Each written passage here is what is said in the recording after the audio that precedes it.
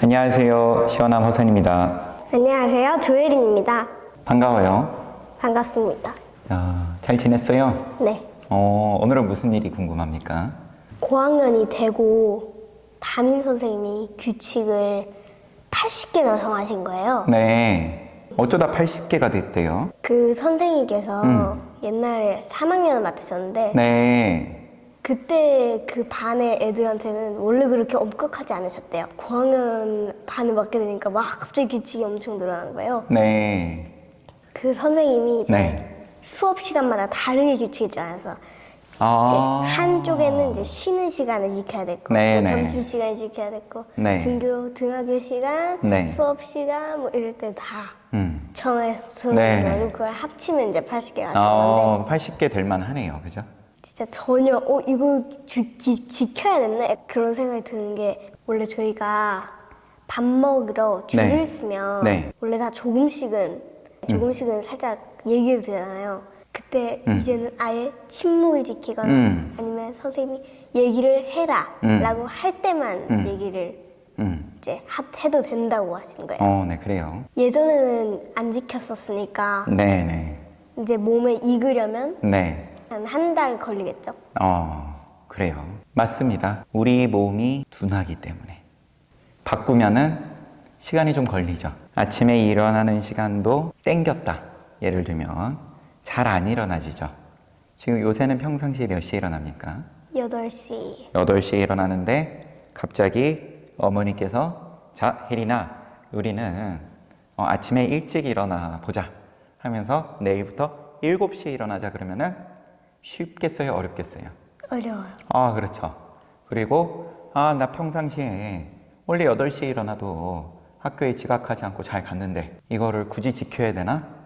엄마가 예를 들어서 그렇게 규칙을 새로 정했다. 7시에 일어나는 걸로. 그러면은 몸도 잘 안 따라가죠. 생각도 지난 시간에 우리가 몸이라고 얘기했죠. 이것도 한 가지 몸의 또 다른 형태인 거예요. 당연히 잘 못 쫓아가겠죠. 하지만 이 몸보다는 조금 빨라요. 그래도 생각은. 얘가 제일 둔해요. 거친 몸이라고도 표현을 해요. 변화가 오면은 그만큼 쫓아가기가 힘든데 근데 또 이게 힘이 되죠. 한번 익숙해지고 나면 마치 지금 8시에 일어나는 거는 어렵지 않죠. 내 스케줄에 들어왔고 스케줄이 스승이다.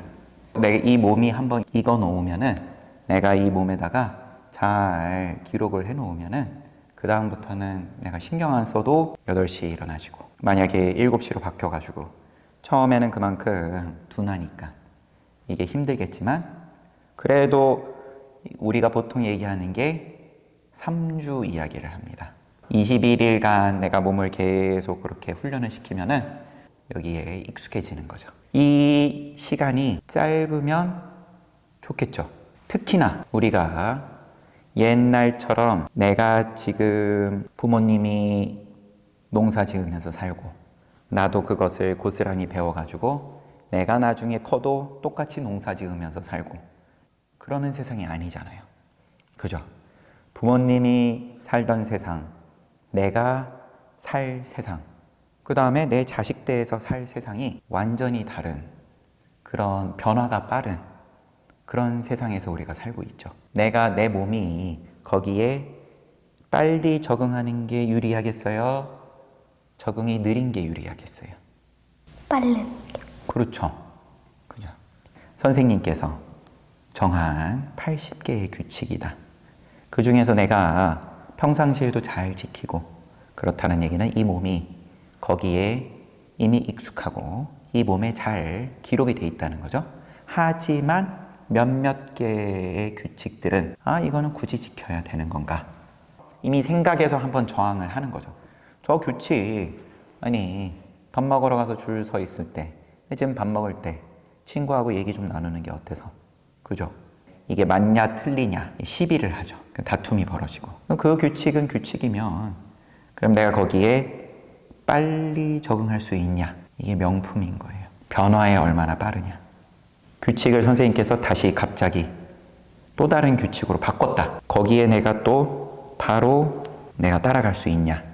따라갈 수 있는 힘을 갖고 있으면서 그러면서 그 규칙을 지킬 수도 있고 안 지킬 수도 있고 이건 그때 문제죠.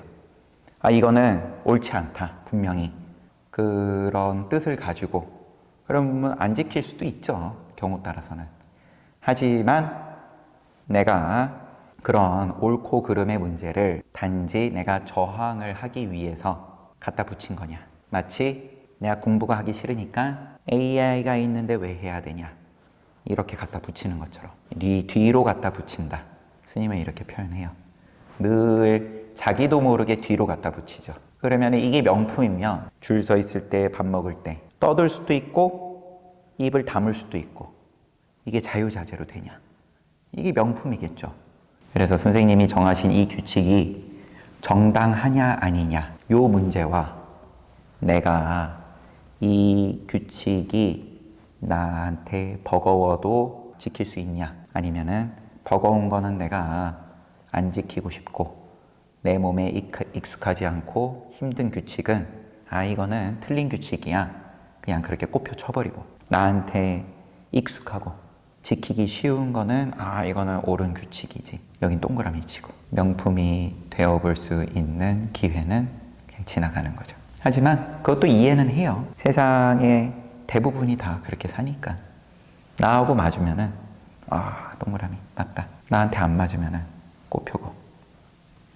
선생님께서 또 사실은 또 중요한 지점일 수 있는데 규칙을 그렇게 적어가지고 붙여놓고 이 규칙에 따라서 학생들이 학교 생활을 하는 거고 선생님께서도 그 규칙에 따라서 지도하는 거고 학생들의 생활을 지도하는 거고 규칙에 정해진 것은 내가 어겼을 때 내가 그만한 벌칙이든 어떤 식으로든 내가 제재를 받지만 그 벽에 붙어있지 않은 거는 선생님들이 뭐라 할 수 없는 거예요. 학생한테.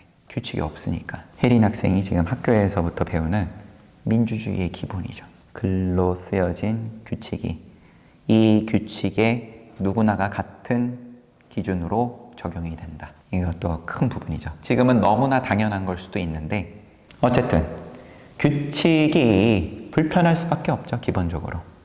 하지만 불교에서는 그것을 지킨다. 계율을 이제 규칙으로 바꿔서 얘기해도 돼요. 규칙을 지킨다. 규칙만 잘 지켜도 천상을 얘기한 거예요. 소원성취. 도시 지게하면 소원성취다. 사람들이 다들 바라는 게 다들 간절하게 있잖아요. 그죠? 자기가 잘 되고 또 나의 자손들이 잘 되기를 바랍니다. 그게 그러면은 어떻게 하면 되냐? 쉽다. 보시라는 거는 내 입에 들어갈 거를 양보할 수 있냐? 남의 입에 넣어줄 수 있냐? 지게라는 거는 우리가 살고 있는 공동체에서 정해진 규칙을 내가 좀 불편해도 따를 수 있냐? 내가 좀 불편하고 내가 봤을 때는 좀 안 맞는 것 같아도 그래도 내가 감수할 수 있냐? 이것만 되면은 그러면 결과는 좋다. 점점 좋아진다. 규칙에 대해서 이게 80개나 된다.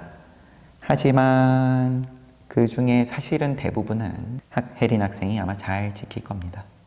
그 중에서 하지만 내가 공감이 안 되는 거. 여기서부터가 한 걸음 나아가는 거죠. 옛날에는 규칙이 너무 많다고 생각했는데 스님 말씀 들어보니까 괜찮을 것 같아요. 몸에 있지 않은 규칙만 몸에 있게 만들면 몇 개 안 외워도 될 것 같아요. 좋습니다. 이런 상황 저런 상황 어떤 상황에서도 내가 편안하냐. 천상에서도 편안하고 지옥에 가도 편안하다.